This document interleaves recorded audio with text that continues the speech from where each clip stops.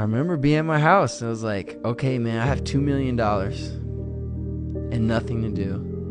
My career is like ice cold. What do I want to do? I think I definitely when I was younger, got swept up into thinking that the universe is sort of revolved around me, and the most important thing was me and me being liked by other people. When did you come to the realization that that's not what you wanted to do? When I failed. Okay. My first hit song was a song called Cooler Than Me.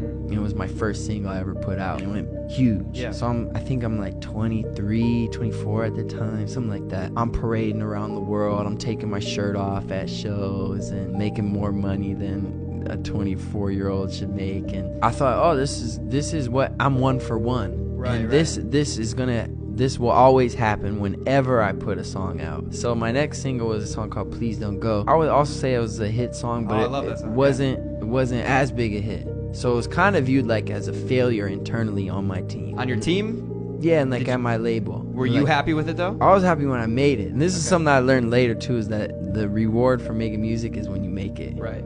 And then it's done, and whatever happens after is a byproduct. Some of the things are nice byproducts, money and attention. Cool, those are good things. They feel good, but they're byproducts, and don't ever forget that. So yeah, and then basically I kept putting songs out, and each one was a little less popular than the one before, until finally a few years later, like my career was kind of just like ground to a halt. I was what people called a one-hit wonder, which really I sort of was. I had like literally nothing on my calendar, nothing to do, no shows, nothing. And I was in the music industry, they call it shelved, which means that the label can't justify really spending any more money to market you or whatever. So they're just not gonna put your stuff out. So I'm just basically sitting there.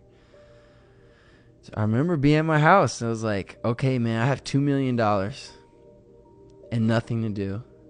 My career is like ice cold. What do I want to do? And I had this realization that I still love music. I still love to make it, regardless of if I'm Mr. Popular or not. It's still something I want to do. So I have this time, let me get better at making music. Or that's when I started playing guitar. That's when I started taking voice lessons, and that's when I started learning piano. Then I didn't play any instruments before, even though I was successful in it. So I didn't consider myself good or a musician really. So that's when I learned, and then I wrote the song I played earlier. I took a pill in Ibiza, which was about that, which was about my career grinding to a halt. And then when I wrote Ibiza, which is kind of like just impossibly ironic because it's about blowing your shot. Yeah. And the writing of that was another shot. Yeah. So